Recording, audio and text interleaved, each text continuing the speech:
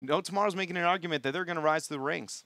Well, let's get into game number 2. We're going to be on Battlefield of Eternity, chosen by No Tomorrow. Tempo Storm wanting to have first pick after that loss. So Battlefield for No Tomorrow. Tempo's pretty good at Battlefield of Eternity, so that is a stab directly at maybe what is considered a weakness on the side of Tempo Storm. Hold on here. Yeah, Tempo's much improved on Battlefield of Eternity, although still suffers some losses here and there. But whereas before it was pretty solidly that they just didn't want to play it, sometimes even banning it, now they will play it, and then it's maybe like a 50-50 for them. Just on the note of that, with the BOE, it's interesting the fact that they're yet to pick that, like, at all. Tempo doesn't pick? No, No Tomorrow. No Tomorrow hasn't. Okay, so No Tomorrow's played 8 games, not counting today. 8 games before today, and 6 of them they chose the map. Every time Battlefield of Eternity was an option, and this one they chose it. This is a huge adjustment in the middle of the series to try and make sure that they keep this momentum over Tempo Storm. It was one of the best battlegrounds for No Tomorrow in Phase 1, sitting at 5-3 records. So knowing that No Tomorrow obviously had a difficult Phase 1, although they improved a lot in Part 2, they still had to go down to the Crucible. It is an old standard, at least for them, but an interesting fact that they've maybe been saving it until the series. Yeah, it's just more of like, you know, because we know these guys all can play every map to a very good level. It's just that they haven't shown that they have interest into it yet, into Phase number 2, to kind of hide that until they hit a more maybe respectable opponent for them and use it now. It's not going to be like, oh, how is Tempo going to deal? But it is cool that we see them putting that kind of effort and thought into this series. Makes me think that maybe No Tomorrow really does believe that they play their game, they play their cards right, they could even take out Tempo Storm. And that is not something Tempo Storm, again, we talked about when Tempo losing to Gale Force, they kind of lose that one-game risk they may have had because, again, that would, oh man, between Roll20 and that, and if they drop another game here against No Tomorrow, that would be absolutely devastating mentally. I agree. But it would be great for No Tomorrow. It would be. It would be. On BOE, though, Genji, for me, has got to be a huge talking point. Tempo has either got to be banning it out or first picking it here if No Tomorrow lets it through. Otherwise, you're going to let Talking Trees do that on a map where Genji is known to be a problem. It's a risky play. But also, Tassadar Tracer is a fear for everybody at this point in North America. Tassadar and Malthael as bans. Does Tempo take Genji here? Snap lock. All right. No way they give that over. It does allow No Tomorrow to transition into the Uther or the Anubarak, or even both. Yeah. That was surprisingly scripted. No Tomorrow now moving over. Or Tempo Storm, what do we expect now? This is where the variation comes in. Li Ming wouldn't be terrible, but a double reset's very risky. Arthas definitely. It is yeah, it's just a comfort for them. They're going to actually get Arthas and Tyrael, so get both of their warriors set up. That is interesting to see that here from Tempo Storm. I'm never going to talk down on Tyrael. Love the hero. Like, I just still feel the same way. His kit is just so darn good in almost every single composition. I mean, he naturally makes your comp very high skill cap, but hey, you're one of the best teams in the world. Might as well bust it out. Li Ming ban against Tempo Storm. The Dahaka removal makes a lot of sense here. Think there's any way that Tempo... Nah. What is it? Anyway, you got a conspiracy theory? Well, I just saw that Dahaka ban, so I wondered maybe if they wanted to get Abathur, but double warrior and then you're relying on your Genji? Just brawl mode. Brawl mode, battle. Duking it out. This ban for Tempo is a little interesting that they're kind of hovering, considering a lot. They eventually decide into the Grey Main, but mainly because they're banning out their next DPS because of the Li Ming ban. I mean, Lunara is something that Tempo Storm might want to move into. Any kind of consistent backliner is going to be solid. Vala is still available onto the map, but I just view it as like there are only probably 3 to 4 dominant backliners left, and every single ban is going to be removing one from the side of Tempo. So I want to see here. I want to see Lunara. I think is the best here. Yeah, she's a great pairing again with Genji. Unfair advantage is deathly when paired with Arthas too, the slows of that. She's able to set up Genji to be able to get resets, but over No Tomorrow getting the old classic at this point, Vala, Ariel, Uther. They've got the double support Dream. There's the Abathur laid in. Wow. Tempo Storm here, double Warrior, Abathur, Genji, with the mouth as the last slot pick here. Man, I could talk about this comps like 5 different ways to approach this map all day. Well, good. That's your job. That is actually what I get paid to do. You're right. That's lucky for me. I found my home. What's this last pick? I would say it's an Equinox pick, but Equinox played Vala last game, so I'm in a conundrum here. I think it's going to be like some weird, like an Illidan or something. Yeah, Illidan probably not, but it's got to be like a Leo. Do they do Tracer again? No way. Or Tracer. But you are right. It is Tracer into the Genji. Every hero that we would expect Equinox to play here is just awkward into this draft, other than a secondary warrior. And even then, you're just kind of like, eh. 6 seconds. Got to be able to deal with the solo. Early game pressure would be ideal. It is an Equinox hero. It's Diablo. But still, a little awkward when you consider just, again, Tyrael essentially a soft counter to Diablo in general, just because both of his heroics, Tyrael, can just be like, well, those don't matter anymore. Sorry about that. Feels good, and it's a shorter cooldown than at least one of the two. Double Warrior, double support, making its way back to Battlefield of Eternity. A lot of focus on Vala. Potentially, again, we're going to see a Hungering Arrow build with Ariel. Yeah, but this one, understandably so, right? It's like, it's BOE, I need the race potential. Totally awesome. And they have double support, too, so it's not as dependent on Ariel to make sure that she has the hope. And, frankly, they pulled it off last time, so... With an Abathur composition, you also have less bodies, which makes single target damage more valuable, too. So, I mean, it's just a small variable. It's not a huge impact, but it's something to consider, which incentivizes that direction of a build.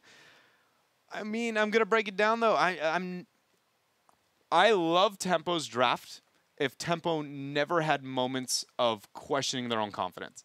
Like, I think that this draft, for how it played out, is actually really unique and really impactful and really just cool design.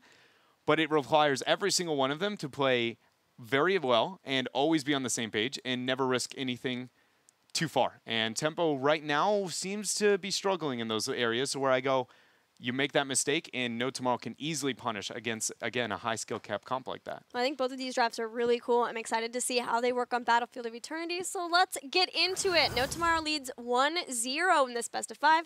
Let's see if Tempo can tie it up.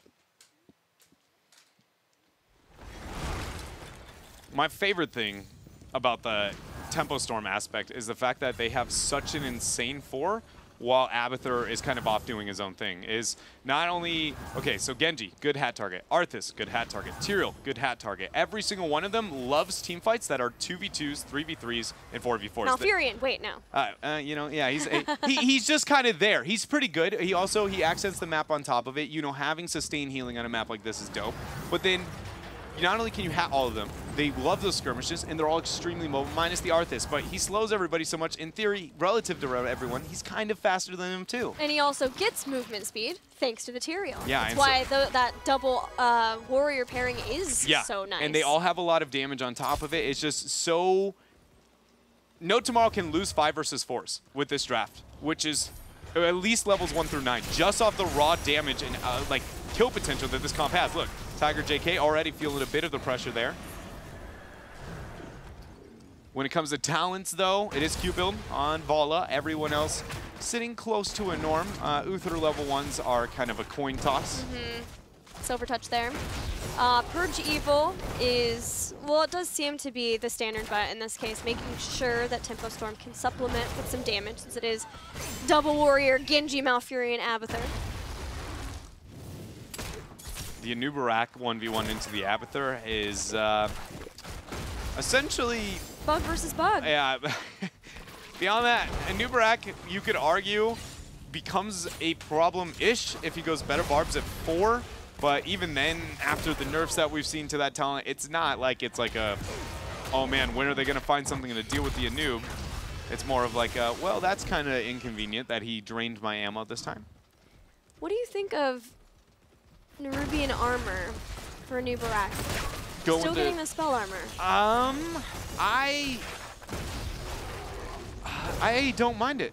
Actually, just purely based on first of all, one thing region master. Yeah, one thing we should convey to just the audience at home. A lot of people don't understand that how the damage in heroes. Most this is dread math here. About 60 to 70% of all damage in Heroes of the Storm is just magic. Right. So like even when you aren't like, wow, there's no mages on the other side. Legitimately, every ounce of damage Arthas does, magic. Tyrael, majority of it, magic. So, like, it does have more uses than just the where's the auto attack and where's the caster. And because his trade-off on a map, you're never going to get gloves, right? You were talking about the regen master. Yeah, and the other one is getting the spell armor on your Beetles, which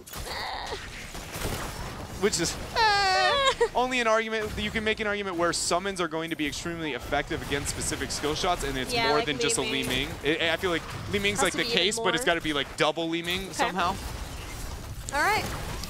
Well, that makes a lot of sense now, especially with the Battleground. We've got our first Immortals fighting in the ring.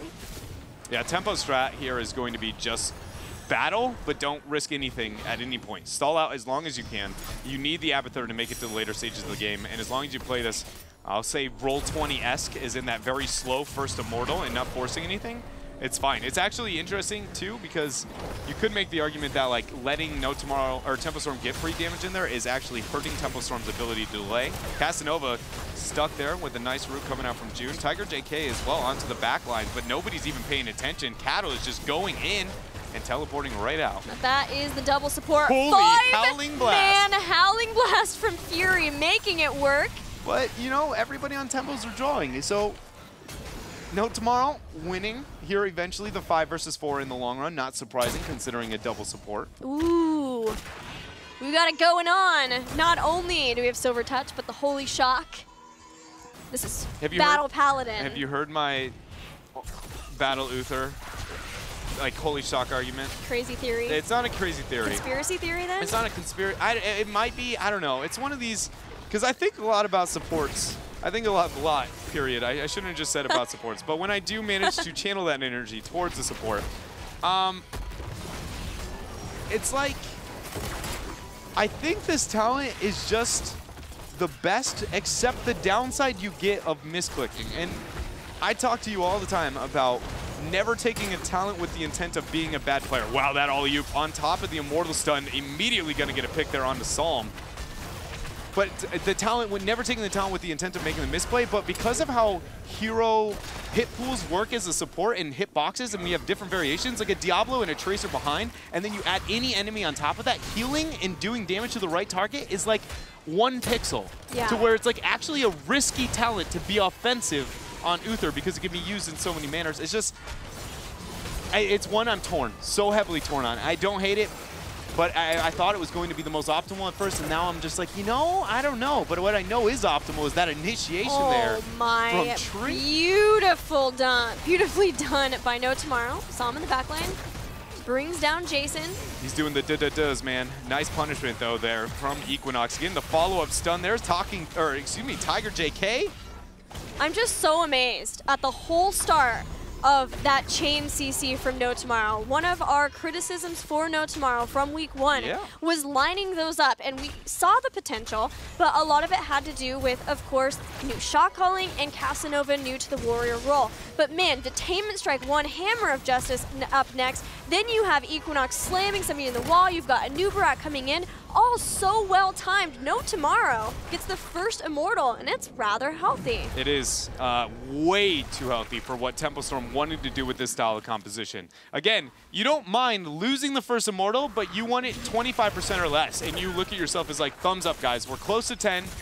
They only got 25%. We can get rid of that pretty easy. But this much is a problem because, again, their lack of siege. Malfurion is the best anti-Immortal character on their team, minus the Abathur. And so that is going to be a problem they have to deal with here. Members of Tempo Storm moving past the Immortal, trying to get aggro, and Jason caught out there from the slows of Fury. Howling Blast thrown down. But Fury, again, is going to scoot his way out there thanks to the Frozen Tempest. You mentioned Malfurion being the best anti-siege. He has not finished Moonburn yet, so it's still only increased damage to minions. Tempo Storm essentially has to play this game over and over again like we saw just there if they lose these Immortals because they don't have an ability to get rid of it. They just got to go, well, we can team fight really well, ignore the Immortal, push past it. They saved the well, which is extremely nice too. Got the Abby hat here. The body blocks are real. I think that's Equinox going down. It is going to be, but the members of No Tomorrow here for a bit of a rebuttal. Fury is going to go ahead and eat a Hungering Arrow. When does the Hungering Arrow stop being hungry, though, is the real question. Never. Like, does eternal hunger. It's just eternal? Like, does it get like a gastric bypass or something, and like it can only eat like a little bit less hungry?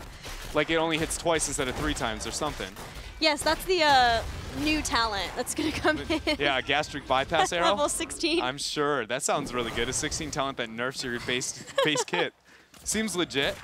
Blizzard, please. What if it like took all of the damage that you've done with it, all the stacks that you've gained, and then gives you something else really cool? I'm down for that. All right. I'll take that. I'll take that as my gastric bypass Hungering Arrow. That seems like it fits the fantasy of Ball It really well. Oh my goodness, speaking of fantasy, Tempo Storm's in the middle of theirs with the way that Arthas is on top of every single member of No Tomorrow. Talking Trees trying to get away. Oh my Psalm, I thought for sure he'd commit to that. That was 100% a kill onto that if he committed with the E, but he may not have had it up there on cooldown.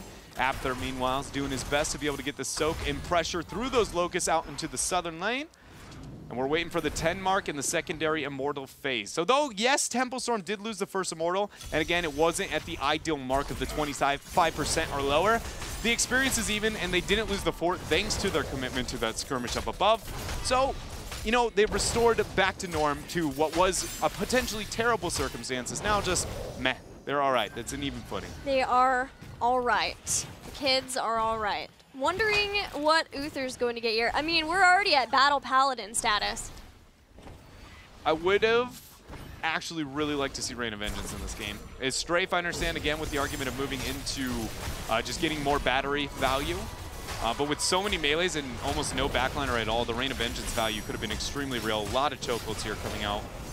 But No Tomorrow, they're going to commit to the Strafe again. It's essentially one free AoE heal, max value from Ariel whenever you drop the Strafe and have her as the hope target. There it is, Divine Storm from Uther. So much lockdown again from No Tomorrow. Already, you could see it in the team fights pre-10, and now they add Divine Storm and Apocalypse to it.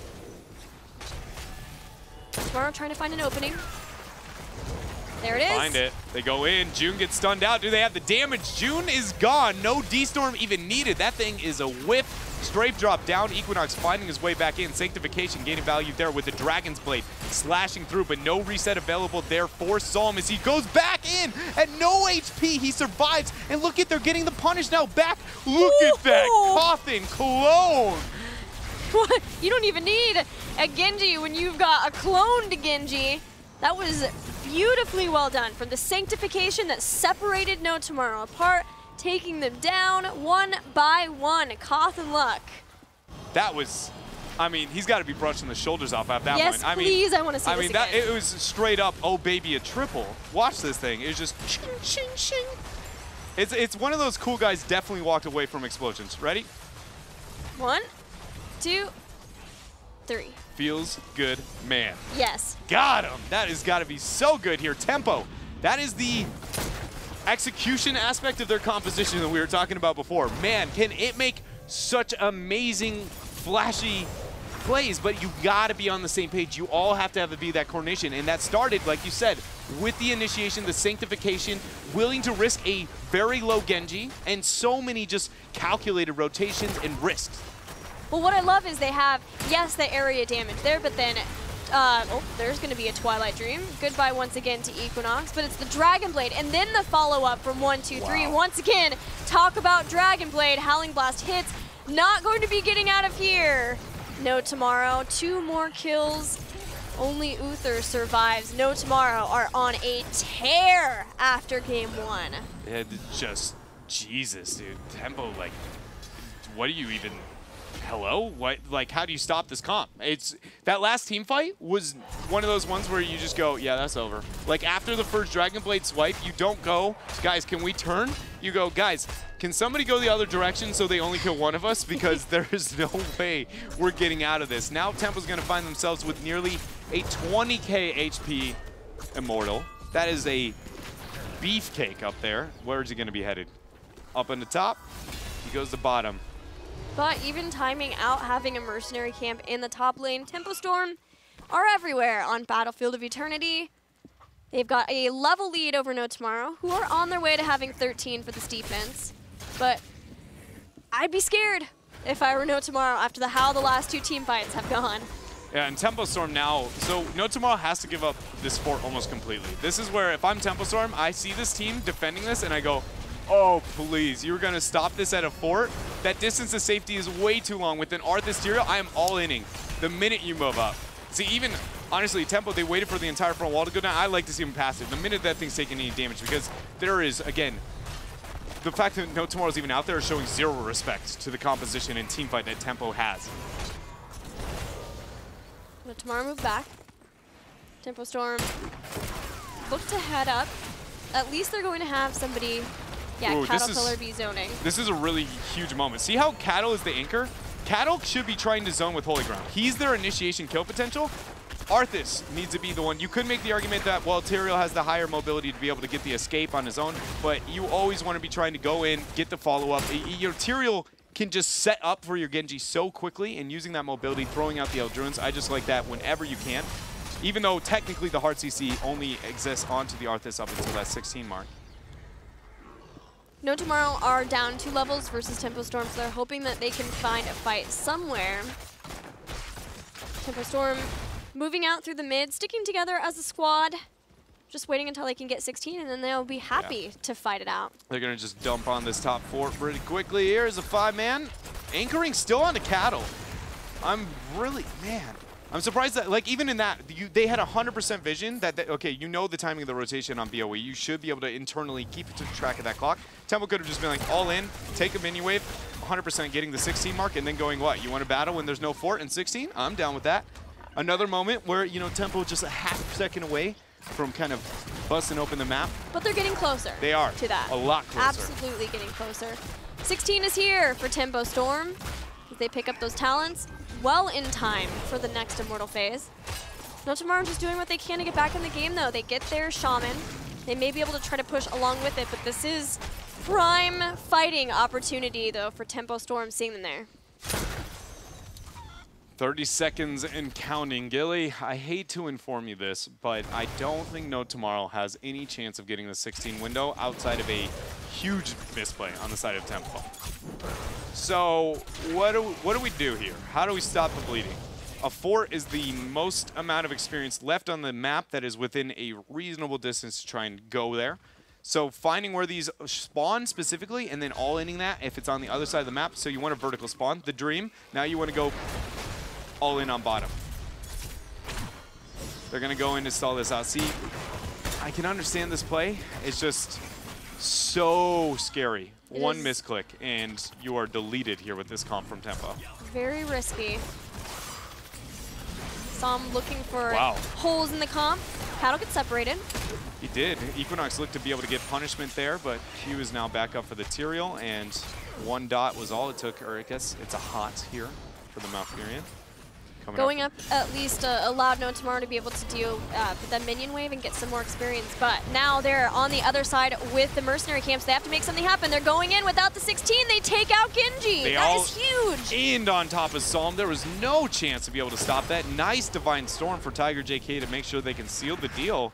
What is No Tomorrow going to get from this, Gilly? Anything? They're hoping for halfway on the Immortal. They find Cattle too.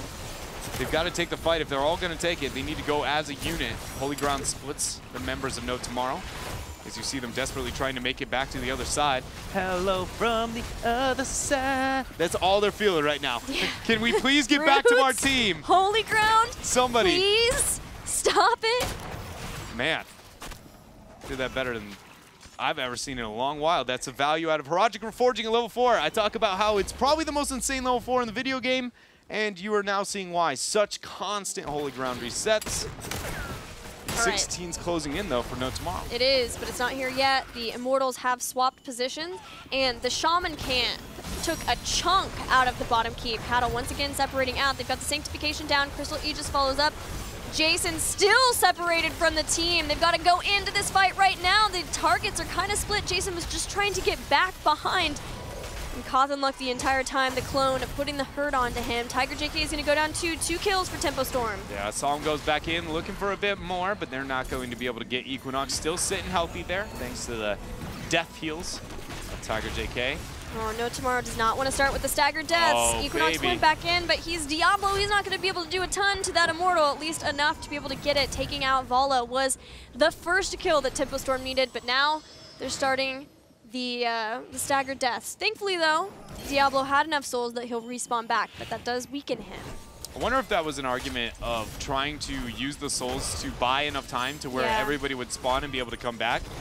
I wonder too. Even though it's not going to happen, I'm going to be honest, I feel like even if they had the perfect timing to where everybody was just about to spawn, it was still unrealistic and not worth the trade-off, because Diablo is an actual Lord of Terror when he has his souls. He is really beefy and really hard to deal with without percentile damage. And when I have a momentum-based Genji reset composition, I love to know that I have that secure HP on the front. Now with an Immortal going against you, you're already struggling in the experience department. I feel like Diablo is now an easy kill target to set up the double Genji of Tempo Storm.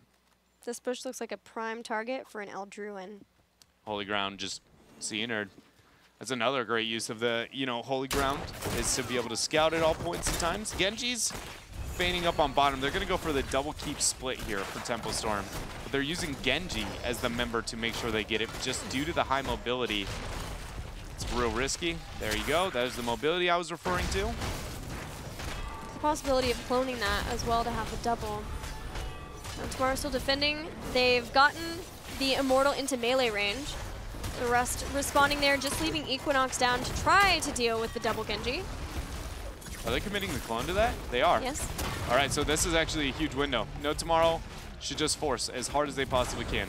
But the most important thing is they need to show as little as possible onto the map as they can. So what that means is top with the key, or top and bottom with the minions and the key pressured out. See how they're all moving right now? Yeah. You know, because the minions are so far out, you know they're getting desperate. You have to feign for like half a second of like, hey, look, we're looking, we could be on a Merc on top, we could be a Merc on bottom, but right now they're going, look it, they're desperate. They need to force something, so they're going anywhere on the map.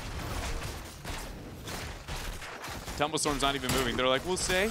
They now see it. Blast. If they get 20, they might risk the fight, but without it, they won't. They got the 20 mark, and now they're going to move in. They see Jason. Jason has to stay alive here. He's been quick to fall in fights every time. That's a nice use of the cocoon there. No sanctification available quite yet. The Twilight Dream goes off, but not too much value. There's already 2 members dead. On to No Tomorrow. Look at that Aegis stalling the inevitable. I don't think Trees or anybody on No Tomorrow is going to make it out here, Gilly. Tempo is just monstrous with this comp.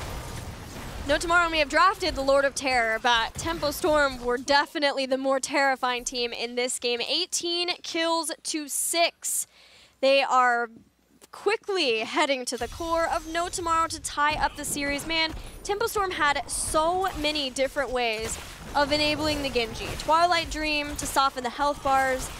And the CC. Holy Grounds to just separate the team for days. You had the Roots too. You had the double Genjis too. So even when Psalm was really low and didn't feel comfortable enough going back in for the resets, Cawthon was there to end the hopes of No Tomorrow. Brilliantly drafted, brilliantly executed. Tempo Storm take game 2. So we're sitting at an even series here, 1-1. No Tomorrow. The last game is just, we talked about it in the draft, when we got to the Equinox factor, it was just like, all the heroes within this hero pool just don't necessarily fit the composition that well, and Tempo already had what was a very, very terrifying draft. Hopefully they, don't let that happen to them in the back stages of the draft up into game number 3, but we also have to remember game 1 was actually controlled by Tempo for a large portion of it here, so even when you look at all the minutes of these games, Tempo has been winning for at least 90% of them, 90 to 95, and had control. So No Tomorrow's got to find something, and I think it does start with the draft. Just a bit of different priority in heroes. Yeah, we'll see if they're able to get their Genji back, though. I highly doubt Tempo Storm will want to give it to them after game 1. We're heading to a break. When we come back, we'll have game 3. Stick with us.